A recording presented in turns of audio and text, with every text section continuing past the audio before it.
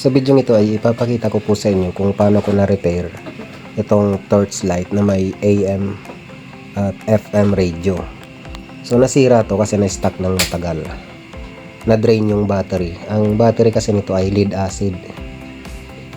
So drained, hindi na talaga kagana. So ang pinaka-solusyon dito guys, kapag nagkaroon kayo ng ganitong problema ng flashlight, palitan nyo lang yung battery nya. So, yun, ipapakita ko sa inyo sa video.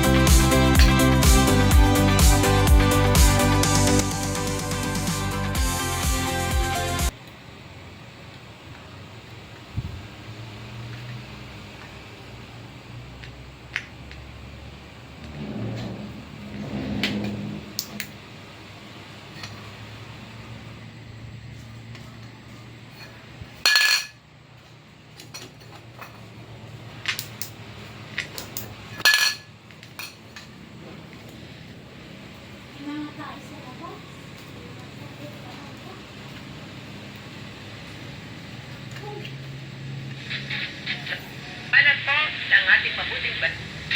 Sa isang ginawa niya na. Tayong 70 na ang mga DOH hospitals. Take these easy steps which will